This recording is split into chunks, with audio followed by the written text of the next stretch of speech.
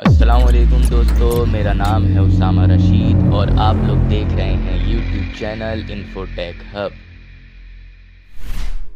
حضرت محمد صلی اللہ علیہ وسلم کی پیدائش 570 عیسوی میں مکہ کے مشہور قبیلے قریش میں ہوئی۔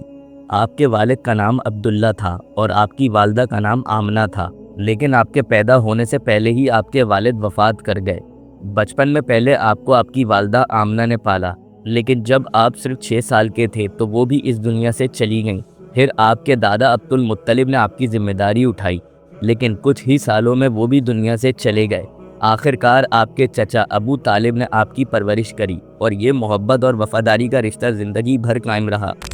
رسول اللہ صلی اللہ علیہ وسلم بچپن ہی سے بہت غور و فکر میں رہتے تھے۔ آپ کسی بھی غلط کام جیسے جھوٹ، شراب، شرک سے ہمیشہ دور رہتے۔ آپ کو لوگ الامین اور الصادق کہہ کے پکارتے تھے، کیونکہ آپ ہمیشہ سچ بولتے اور امانت میں کبھی خیانت نہیں کرتے تھے۔ آپ کی زندگی کا ہر پہلو پاکیزگی کا نمونہ تھا۔ جب آپ جوان ہوئے تو تجارت کا کام شروع کیا۔ آپ کی ذمہ داری اور وفاداری نے حضرت خدیجہ رضی اللہ تعالی عنہا کو متاثر کیا، جو مکہ کی بہت مشہور اور امیر تاجر عورت تھیں۔ انہوں نے آپ کو اپنا تجارتی سفر پر بھیجا اور جب واپسی آئے تو ان کی جگہ اور عزت دونوں بڑھ چکی تھیں۔ انہوں نے آپ کو نکاح کا پیغام دیا جو رسول اللہ صلی اللہ علیہ وسلم نے قبول کیا۔ یہ نکاح بہت ہی پرسکون اور محبت سے بھرا ہوا تھا۔ آپ ہر وقت اس بات پر غور و فکر کرتے کہ لوگ کس طرح بتوں کو پوجتے ہیں، کس طرح عورت کو ذلیل کیا جا رہا ہے، کس طرح مظلوم پر ظلم ہوتا ہے اور کس طرح انسانیت کا چہرہ دھندلا ہوتا جا رہا ہے۔ اسی بے چینی کے سبب آپ نے تنہائی اختیار کرنا شروع کر دی۔ ہر سال رمضان کے مہینے میں آپ غار حرا جا کر عبادت کرتے۔ غار حرا مکہ کے باہر ایک پہاڑی جگہ تھی جسے جبل نور کہتے ہیں۔ یہ جگہ تنہائی اور سوچنے کا بہترین مقام تھی۔ رسول اللہ صلی اللہ علیہ وسلم یہاں دن رات بیٹھ کر سوچتے اور اللہ کی عبادت میں مصروف رہتے۔ اور پھر آیا وہ رات کا دن، وہ تاریخی رات جو روشنیوں کا آغاز بن گئی، وہ رات جب انسانی تاریخ نے ایک نیا موڑ لیا۔ وہ رمضان کا مہینہ تھا۔ رسول اللہ صلی اللہ علیہ وسلم غار حرا میں تھے۔ اچانک ان پر ایک واقعہ گزر گیا جو کسی بھی انسان کو سب سے ہلا دینے والا تجربہ ہو سکتا ہے۔ غار حرا میں حضرت جبرائیل علیہ السلام نازل ہوئے۔ حضرت جبرائیل علیہ السلام نے آ کر رسول اللہ صلی اللہ علیہ وسلم سے کہا، اقرا، پڑھو۔ رسول اللہ صلی اللہ علیہ وسلم نے جواب دیا، میں نہیں پڑھ سکتا۔ پھر حضرت جبرائیل علیہ السلام نے دوبارہ فرمایا، اقرا، لیکن رسول اللہ صلی اللہ علیہ وسلم نے پھر کہا کہ میں پڑھ نہیں سکتا۔ حضرت جبرائیل علیہ السلام نے پھر آپ کو اپنے بغل میں لیا اور اتنا زور سے دبایا کہ جان نکل جانے کا احساس ہوا، پھر چھوڑ دیا اور پھر کہا، اقرا۔ حضرت جبرائیل علیہ السلام نے پھر یہ آیت پڑھی،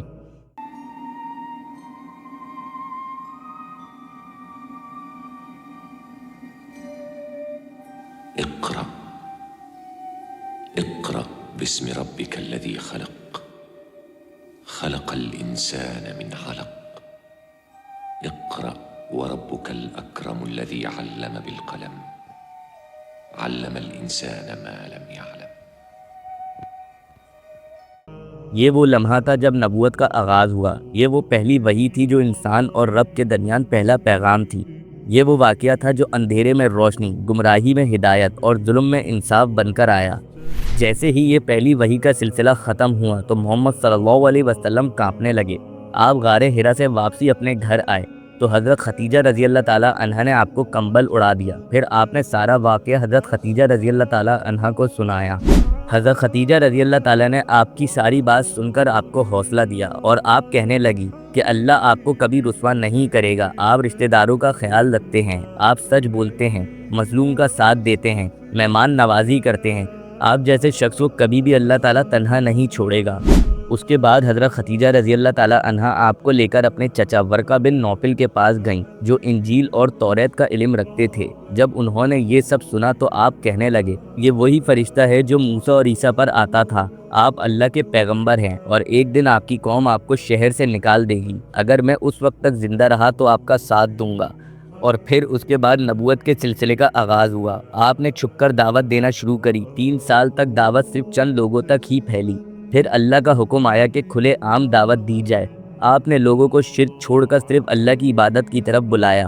لیکن مکہ کے مشرکوں نے بہت مخالفت کی، مذاق اڑایا، دکھ دیا، سازشیں کی، پھر بھی پیغام پھیلتا گیا، لوگ ایمان لاتے گئے اور آخرکار یہی دین پوری دنیا میں روشنی بن گیا۔ اگر آپ لوگوں کو ہماری یہ ویڈیو پسند آئی ہو تو لازمی ہمارے چینل کو سبسکرائب کر دیں۔ ابھی کے لیے ہمیں دیں اجازت، اپنا بہت سارا خیال رکھیے گا، اللہ حافظ۔